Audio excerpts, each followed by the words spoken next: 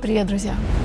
Пришло время по просьбам, так скажем, телезрителей мне рассказать о своем уходе за волосами. Меня часто просили в комментариях, и я с радостью сегодня поделюсь своими секретами, лайфхаками и вообще всем опытом, накопленным за 47 лет моей жизни. Да, я всю жизнь ношу длинные волосы, и ухаживаю за ними я только в домашних условиях и только своими руками. Вы на канале Born to be Queens, на канале, на котором в основном я рассказываю о парфюмерии и немножко о своем уходе и о своем личном. Меня зовут Яна. Пожалуйста, пользуйтесь тайм-кодами, они всегда внизу в описании для вашего удобства. Поехали!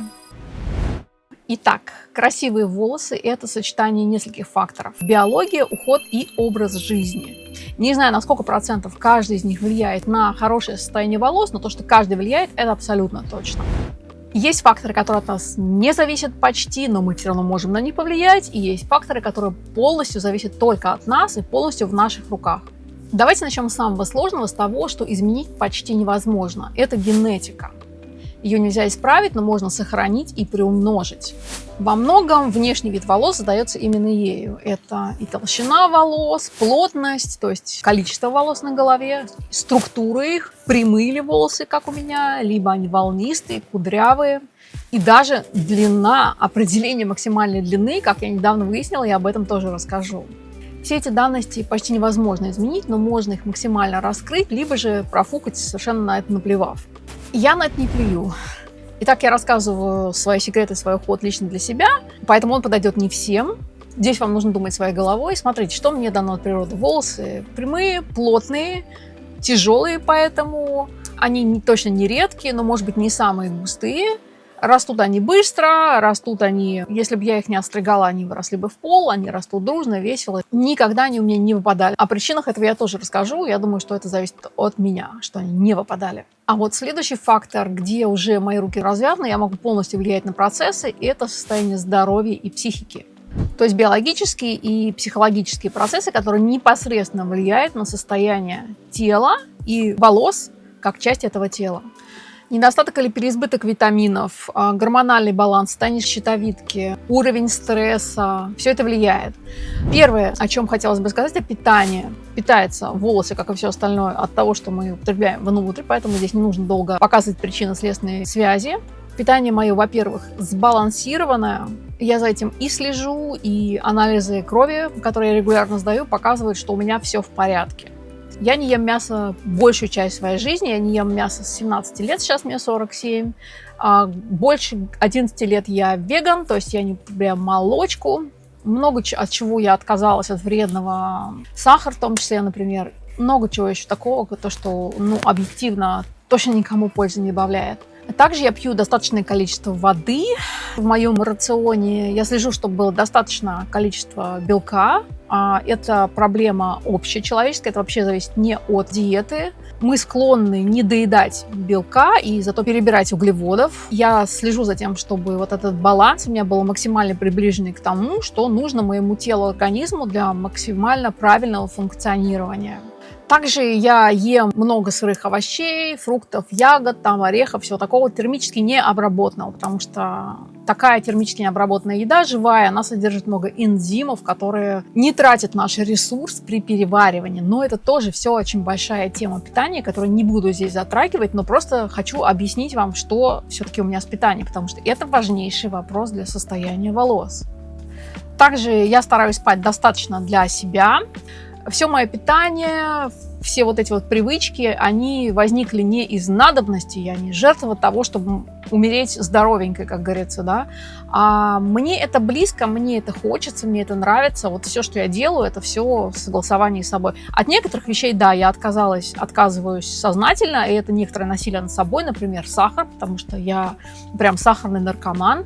Если что-то я съем сахаросодержащее, то потом несколько дней меня прям потряхивает, у меня усиливается аппетит, естественно, там инсулин подскакивает, и мне хочется вредной еды, мне хочется сладкого, сахаросодержащего, высокоуглеводного. Поэтому здесь, да, я применяю насилие. Дальше. Физкультура и спорт обязательно. В отличие от спорта, где я укрепляю мышечный корсет и тем самым костную структуру, которая с возрастом ослабевает, Я занимаюсь еще физкультурой. Физкультура – это там, где нет активной нагрузки на мышцы, на дыхалку чрезмерной, то есть такая умеренная достаточно нагрузочка, например, очень быстрая ходьба. Главное, чтобы усилилось кровообращение и ускорялся пульс. Следующий пункт – психосоматика.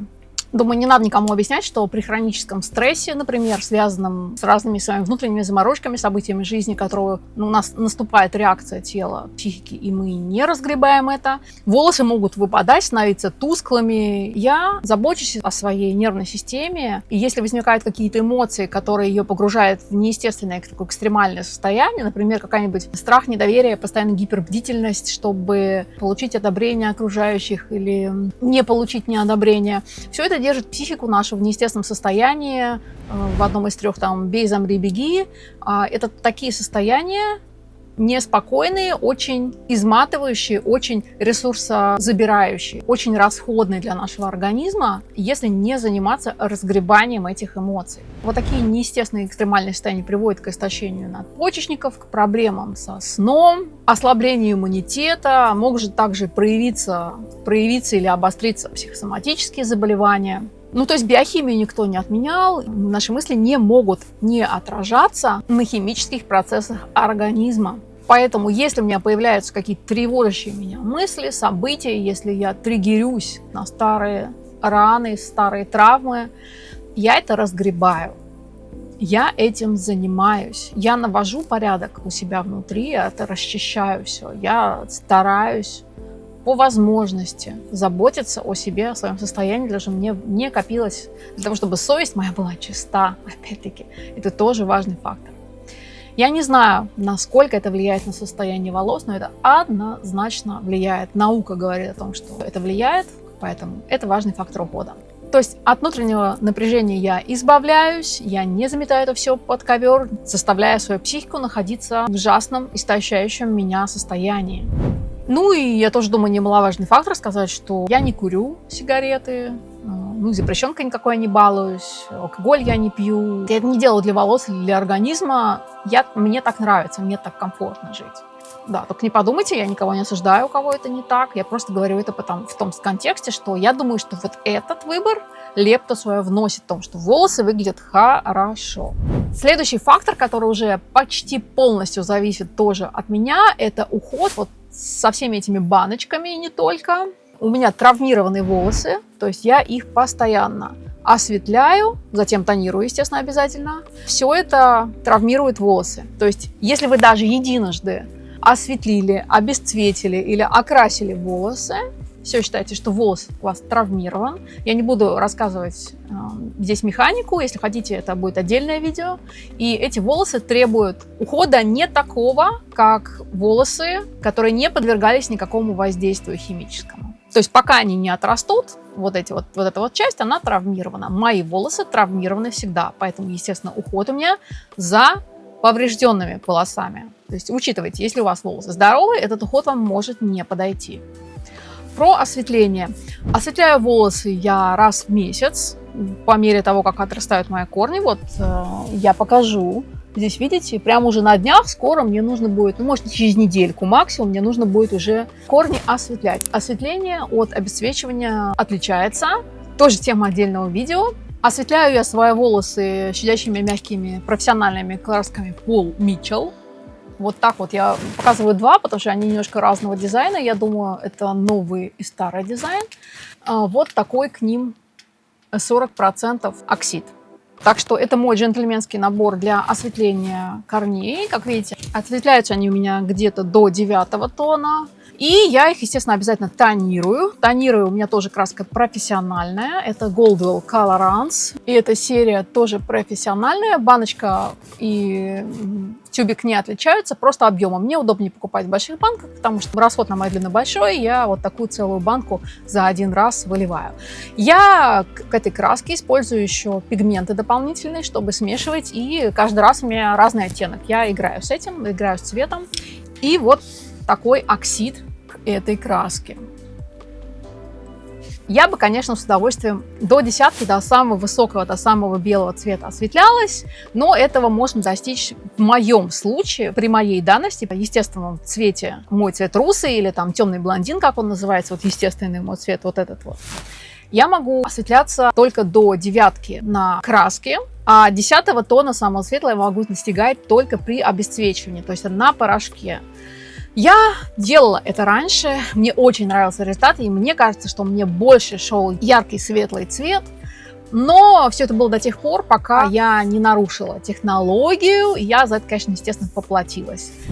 В том месте, где дисульфидные связи нарушились, это те мостики, которые между белками, которые держат структуру нашего волоса вместе, и волосы у меня начали постепенно отваливаться.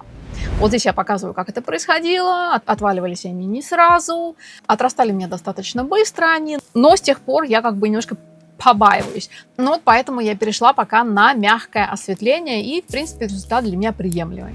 С цветами я играю, как видите, желтизны у меня нет. Если я волосы свои повреждаю окрашиванием, то мне обязательно их нужно восстанавливать. И вот сейчас я рассказываю о своем must-have, о средстве, которым я пользуюсь уже несколько лет. Оно дает лучшие результаты, у меня есть и другие, но это самое лучшее для меня.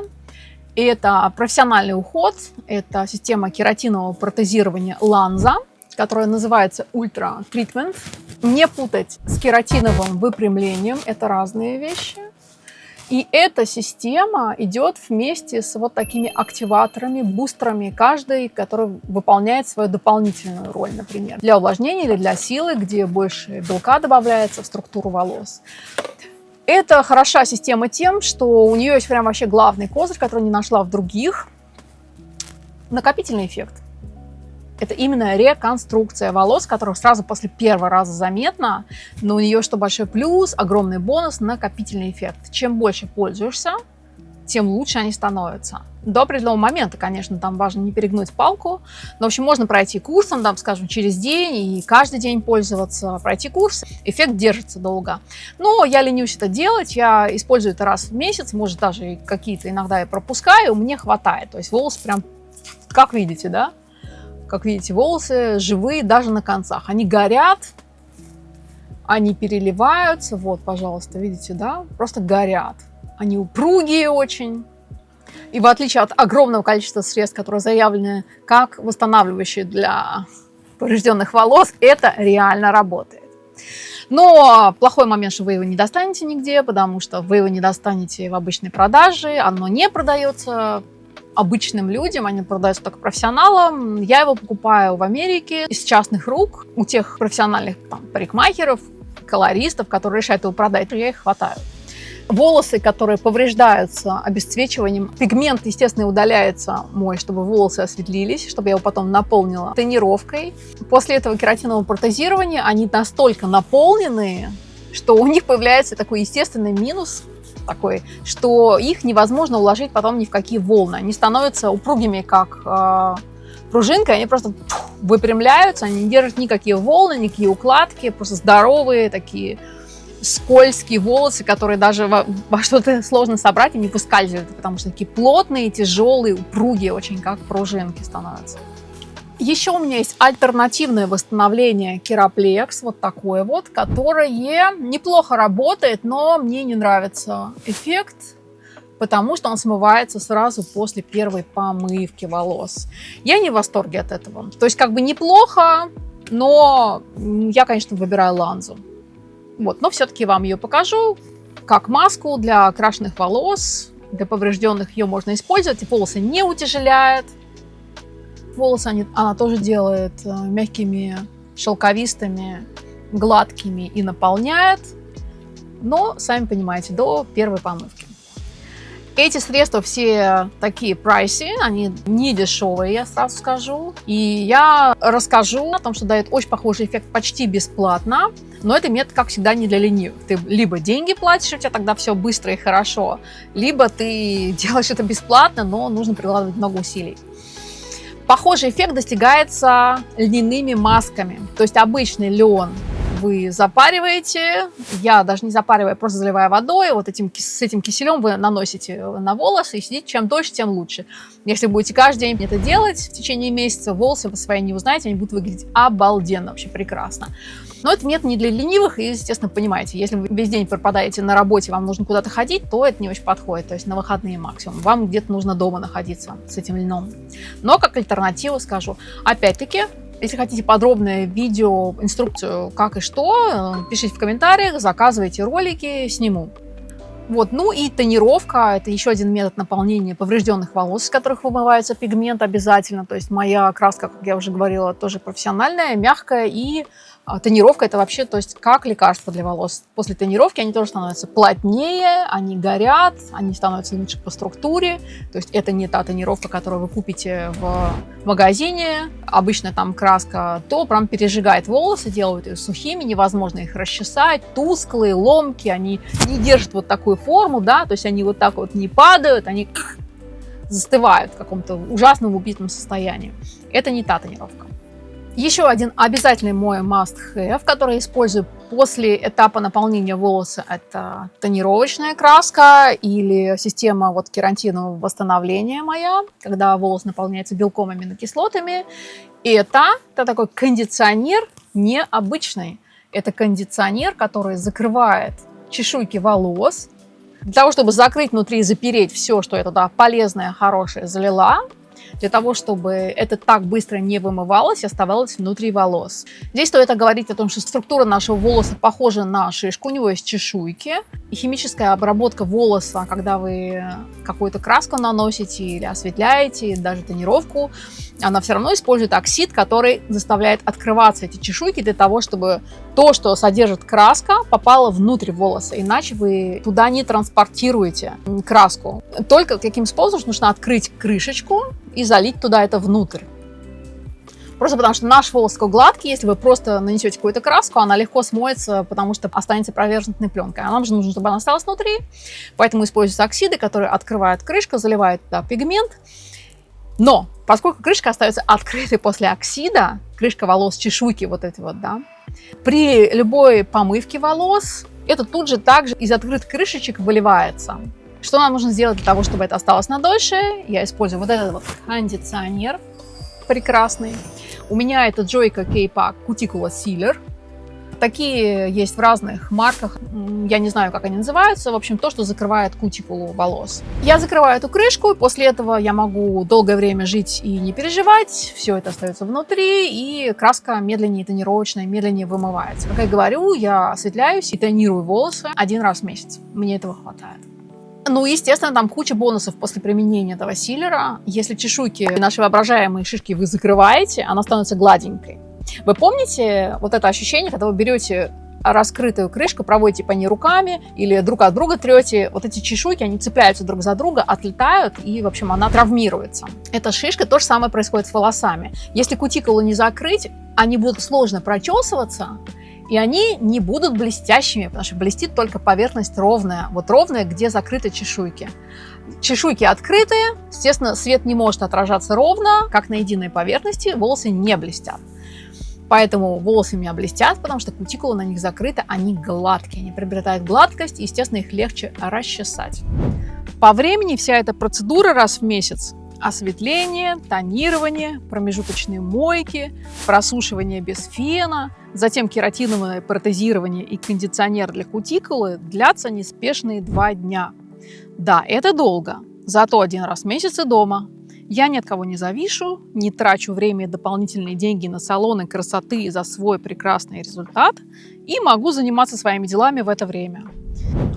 Следующий пункт, который, я думаю, может быть, кому-то будет интересен, потому что до сих пор очень много мифов о шампунях.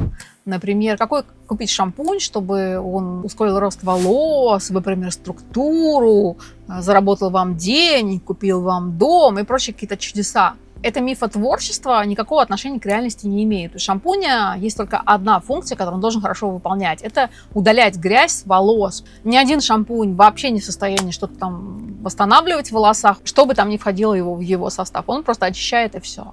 Почему? Потому что, во-первых, кислотно-щелочной баланс pH шампуня очень близок к тому, когда кутикула наших волос закрыта, как я говорила, да, шишка закрытыми с чешуечками.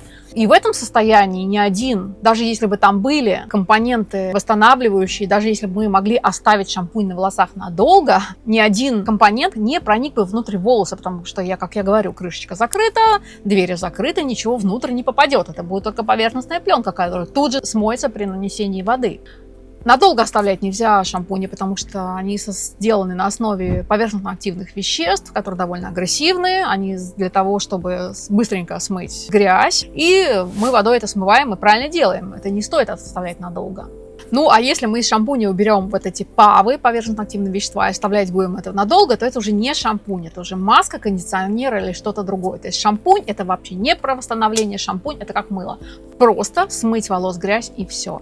Поэтому шампуни я выбираю самые простецкие. Главное, что на них должно быть написано, что они для окрашенных волос. Почему? Потому что они смывают менее агрессивно, более мягко грязь с волос и, соответственно, не так быстро вымывают тонировку из моих волос. Ну вот, к примеру, я покупаю абсолютно любые. Я, к примеру, покажу тот, который сейчас у меня есть. Это Сиос для окрашенных волос.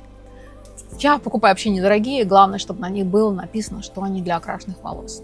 Даже если не брать теорию, все шампуни, которые я пробовала в своей жизни, никогда никак не влияли на мои волосы. Поэтому шампунь у меня только для очищения. Как часто я мою голову? Обычно это один раз в 7-10 дней. Чаще только после череды интенсивных тренировок или после плавания. Почему так редко? Волосы у меня долго остаются чистыми и у корней тоже. Дольше, если волосы я ношу собранными, меньше, если распущенными. Также для борьбы с желтизной я никогда не использую фиолетовые шампуни, вот эти подкрашивающие, синие, фиолетовые. Не советую, не рекомендую категорически блондинкам не использовать такие шампуни. Они просто варварски влияют на волосы, они их очень сильно портят. Тоже не буду здесь раскрывать эту тему надолго. Если у вас желтые волосы, лучше мягкая тонировка. Как я говорила, мягкая тонировка – это вообще полезно для волос. Волосы гораздо лучше в виде. После этого они лучше даже расчесываются, структура их улучшается, волос наполняется. И еще есть один вид шампуня, который я тоже использую периодически, потому что нужно перед уходом и тонированием за волосами иногда вымывать старые слои. Это очищающий шампунь. У меня вот такой вот от Redken. Ну, их полно во всяких разных брендах, так что я думаю, тут не проблема найти такие шампуни. Главное, пользоваться им с умом, не злоупотреблять, потому что средство довольно агрессивное. Я им пользуюсь может раз в 2 месяца где-то. Особенно, если использую вдруг промежуточные маски для волос какие-то. Если вдруг я приезжаю в регионы, где жесткая вода есть, и мне прям хочется нанести вот эту жирную масочку, подержать ее, чтобы смыть все эти минералы, все то, что придает волосам жесткость, то я использую какие-то маски. После них, конечно, они сильно загрязняют, забивают волосы. После них я использую вот как раз очищающий шампунь. И после этого они опять как новые. Можно наносить тонировку, можно наносить кератиновое протезирование. Все это попадет куда надо, и все это задержится надолго. Следующий фактор – внешние факторы. Солнце. Я защищаю свои волосы от солнца, точно так же, как и кожу. Кстати, если кто не знает, самый первый фактор старения кожи – это солнечный свет активный. Даже если вы курите, вы меньше портите кожу, чем если вы загораете на солнце. Волосы я тоже стараюсь от солнца убирать. Ну, естественно, я не хожу в скафандре, там все в разумных пределах. Я стараюсь не выставлять их на солнце в открытом виде. То есть я стараюсь как-то прятать. Потому что это тоже портит волосы. Так же, кстати, как и мороз. В холоде я тоже стараюсь волосы прятать под одежду. Большой минус у длинных волос, то что я не могу спрятать это полностью под шапку, ни под какую. Конечно, я одеваю шапку и выгляжу я в ней ужасно, потому что классно смотрятся те, у кого какой-то есть объем, из-за шапочки вылезает. Вот, для меня мой вариант – это шапка либо капюшон и волосы вниз под одежду, что, конечно, тоже неудобно, потому что когда волос много, весь этот горб торчит, но что делать, красота требует жертв. Если я куда-то приезжаю, там жесткая вода, обязательно масочки какие-нибудь использую, потому что волосы становятся просто дубовыми, жесткими такие, как будто они облеплены этой солью, этими минералами, они прямо ежиком стоят. Обязательно масочки, причем масочки прям такие супер работающие. Соленая вода, то же самое. Соль вытягивает влагу из волоса, так же, как и из кожи, поэтому в том случае, если на моих волосах оказывается соленая вода, я стараюсь ее смыть как можно быстрее. Для сушки волос я не использую фен. Они высыхают сами в течение дня. Я просто предпочитаю волосы не пересушивать. Следующее, о чем хочется рассказать, это привычки и длина. Волосы у меня длинные были всегда, за исключением того небольшого периода, когда они поломались из-за того, что я обесцвечивала, нарушив технологию их. Я какое-то время ходила со средней длиной, а все остальное время у меня длинные волосы. Я чаще всего ношу их либо распущенными. Это очень удобно для меня, мне нравятся они мягкие, они пушистые, они дают мне некоторую защиту от мира, мне как человеку с высокой чувствительностью. Мне это приятно, мне это нравится. Ну, уж не говоря о том, что для меня это просто красиво. Для меня очень красивые длинные волосы. И несмотря на то, что мне нравится разная длина волос на других, и иногда это очень короткие стрижки, которые классно подходят типажу некоторых женщин, но себе я не хочу делать такое. Мне нравится длина, но с условием, что длина на ухоженных волосах, и никогда эта ситуация трипера. То есть, когда очень жидкие волосы, и девушки отращивают волосы, и они еще, например, на концах страшно посекшиеся, все это выглядит отвратительно, и все это легко, кстати, решается. Если бы природная данность у меня была другой, если бы у меня, скажем, были тонкие, ломкие, жидкие волосы, я бы все равно сделала из них конфетку, потому что можно сделать определенную стрижку объемную, можно пользоваться разными средствами, все можно сделать, чтобы выглядеть хорошо. Хорошо можно при любых данностях выглядеть. Вот. Но поскольку мои данности такие, что у меня там просто такая вот грива, я вот подобрала вот такой вот образ свой, длинноволосый. Дома часто я собираю в пучки волосы, потому что если, например, делать хвост, то долго ходить мне тяжело, волосы тяжелые, они тянут здесь, убирается весь объем здесь, такой прилизанный становится, мне не всегда это нравится, поэтому я часто собираю в пучки, особенно собираю в пучки где-то повыше, чтобы центр тяжести распределялся, мне тогда очень удобно ходить. Я использую шпильки для закрепления своих пучков. Ничего другого у меня не держит волосы. Опять же, говорю, тяжелые, они очень скользкие, упругие, они все время стремятся вернуть свое естественное, прямое, свободное состояние. Также я очень люблю разного вида косы заплетать. Это очень удобно для моих волос. Довольно разнообразные можно образы делать с длинными волосами. Да, они требуют ухода, но и плюсы в этом тоже какие-то свои есть. Длина. Волосы мои растут быстро, как мне кажется. И что недавно узнала, что вот оказывается, длина волос, она оказывается определена природой. Я это выяснила при разговоре с своей подругой. Ира, привет, если смотришь. Она спросила меня, как я отращиваю длину. Я не поняла вопроса. Я говорю, что я их просто стригу. Стригу, я их не отращиваю, наоборот, я не хочу придерживаться вот такой длины, потому что, когда длиннее, мне уже не нравится. Уже слишком это длинновато. Вот, поэтому я либо делаю вот такую, чуть длиннее средней длины, либо вот такую оставляю, такую, чтобы можно было носить и так, и сяк, и заплетать. Я говорю, почему спрашиваешь? Она говорит, что у меня до определенной длины, когда они дорастают, они немножко вьются, то есть волосы имеют пористую структуру, они, говорят, начинают ломаться, сечься, и дальше они просто не растут, они обламываются. И тут я поняла для себя такую истину, которую я не знала. Я думала, что люди сходят с такой или иной длиной только по одной причине, потому что это их выбор. Оказывается, нет. И если волосы определенной длины дорастают, а дальше никак, мне кажется, сейчас при современных технологиях, господи, сделать себе можно наращивание, с чего бы проще. Мы уже не живем в каменном веке, сейчас это все решаемо. Можно походить этой длиной, с нарощенной, и посмотреть, как это, потому что там тоже ухода-то, конечно, больше, чем за короткой и средней длиной, которую помыл и пошел. Можно даже не укладывать. Про расчесывание. Лет, наверное, 7 назад я нашла классную профессиональную расческу из того самого Эбонита, из натурального природного каучука. Это немецкий бренд Геркулес Загеман. У меня же стерла надпись золотая на нем. Вот она здесь была. У них очень много моделей. Я выбираю то, что мне удобно, с длинным гребень, с длинной ручкой. Вот мне удобнее всего прочесывать. Это моя вторая расческа. Первую я запорола. Расскажу как. Вот у них самая главная фишка в том, что на финальной стадии вручную вот эти вот у гребня, как называются эти штуки? Я забыла, как называется. У гребня вот эти вертикальные палочки, да, чем мы прочесываем волосы, они на финальной стадии обрабатываются, как говорят, вручную, чтобы они были максимально гладкие, они не цепляли вот эти самые пресловутые чешуйки, о которых мы говорили. И антистатический эффект имеет эта расческа. После них волосы не магнитятся, и статическое электричество вы не набираете. Поскольку это природный материал каучук, у него есть большой минус. Нельзя на открытых солнечных лучах его держать. Я так держала свою предыдущую расческу, и она у меня совсем мутная стала, такая светло-серая. Я подумала, что, наверное, там физические свойства пострадали как-то, и я решила купить новую. Кстати, благо они недорогие. Ну, вот в Европе я покупаю, но я знаю, что в России тоже есть. То есть очень бережное расчесывание, мне это удобно, волосы совершенно не цепляются. И недавно...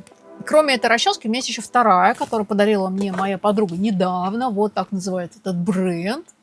И я прямо одобряю, я скажу. Это такая щетка.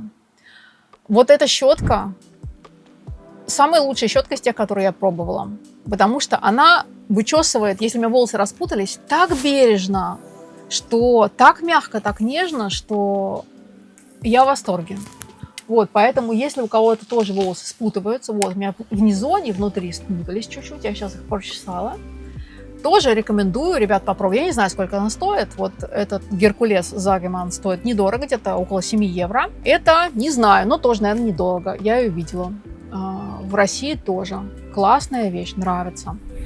Стрижка. Стригу я длину свою 1-2 раза в год, но чаще раз в год. Обычно я это делаю сама, поворачиваю сзади, схватываю всю длину, вот так себе разворачиваю, чикаю грубо, а потом прошу кого-нибудь не с кривыми руками, ну, в крайнем случае это даже муж, чуть подровнять. Мне сейчас нравится прямая длина с тяжелыми кончиками, вот такими. Мне сейчас не хочется делать себе ни полукруг, ни заостренный низ, люблю вот плотность. Ну, потому что, когда я делаю косы, мне не нравится, что сначала идет нормальная плотность, а потом крысиный хвостик. Ну, не кайф. Поэтому люблю тяжелые кончики, тяжелую длину. Естественно, я не канцелярскими ножницами стригу себя, у меня профессиональные ножницы, это все недорогое дело, недорогое удовольствие, все довольно экономно. Стричь надо тоже правильно. Ну, я думаю, либо в интернете поищите, либо меня попросите, я тоже делаю видео, как стричь правильно волосы, не повреждая их. Кстати, я свои волосы не укладываю. Вот сейчас, например, я вообще не укладывала. Я вот после сна я только расчесалась и все. Почему? Потому что, я говорю, волосы у меня плотные, достаточно толстые, они достаточно жесткие. Я родилась вообще с ежиком на голове. Они при том, что они мягкие, но не упругие. И они все-таки какой-никакой объем держат возле корней. Волосы не совсем прилипают к голове. Челка у меня также есть. Недавно я ее отстригла, челку и шторку. Я сейчас специально не укладывала ничего, чтобы сохранить все в естественном первозданном виде после мытья.